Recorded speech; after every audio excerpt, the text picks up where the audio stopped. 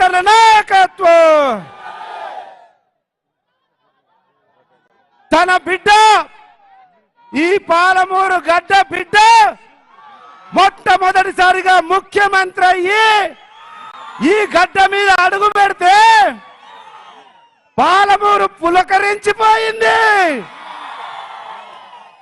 పాలమూరు ప్రజలు చూపిన ప్రేమ అభిమానము ఆ పేదలకు కాంగ్రెస్ పార్టీ తప్పున రెండు చేతులు జోడించి హృదయపూర్వక ధన్యవాదాలు కృతజ్ఞతలు తెలియజేస్తూ ఎక్కువ మాట్లాడకుండా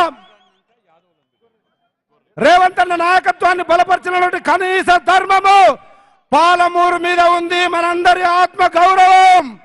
అవునా? అటువంటి ఆత్మ గౌరవాన్ని రేవంత్ రెడ్డి నాయకత్వ ప్రతిష్టను ఢిల్లీకి తెలియజేయాలంటే రేవంత్ అన్న ఆదేశానుసారం ఇక్కడ మన ముందు నిలబడ్డ ఎంపీ అభ్యర్థి చెల్లా వంశీచంద్ర రెడ్డి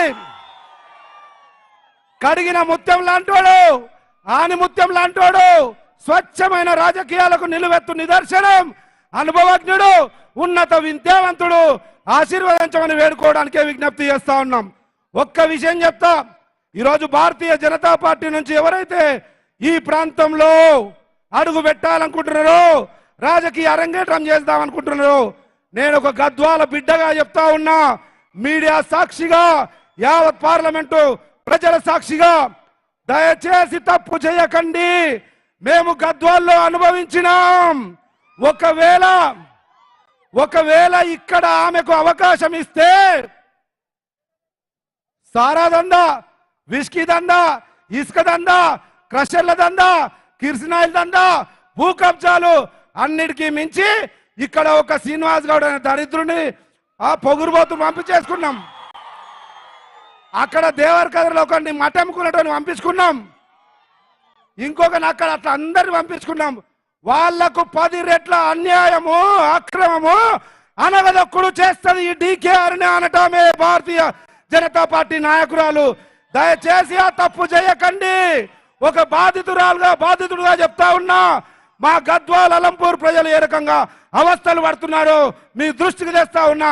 ఆ అవస్థలు మీకు రాకూడదు అంటే అటువంటి అన్యాయపు అక్రమము నాయకురాలు కాకుండా స్వచ్ఛమైన మల్లెపూ లాంటి వంశీచంద్ర రెడ్డిని రేవంత్ అన్న తమ్ముడిగా గెలిపించి పార్లమెంటుకు పంపుదాం.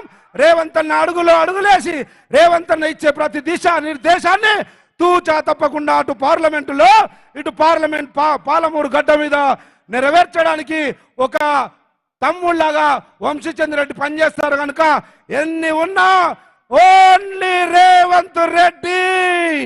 కాంగ్రెస్ పార్టీని చూసి, ఈరోజు జరుగుతున్న అభివృద్ధిని చూసి, సంక్షేమాన్ని చూసి ఓటేసి ఇంకా మనోధైర్యాన్ని ఇద్దాం. మన బిడ్డకు, మన గడ్డ బిడ్డ దశ దిశల భారతదేశం మొత్తం అత్యుత్తమ ముఖ్యమంత్రిగా ఇప్పుడే వెలుగొంతా ఉన్నాడు కనుక వారికి ఇంకా మనం నైతిక స్థైర్యాన్ని ఇవ్వాల్సినటువంటి అవసరం ఉంది. ఆ నైతిక స్థైర్యాన్ని రేపు 13వ తేదీ ఓటు రూపకంలో తెలియజేయవలసిందిగా మీ అందరికీ విజ్ఞప్తి చేస్తూ సెలవు తీసుకుంటా ఉన్నా. Thank you. జై కాంగ్రెస్. రాష్ట్ర గౌరవ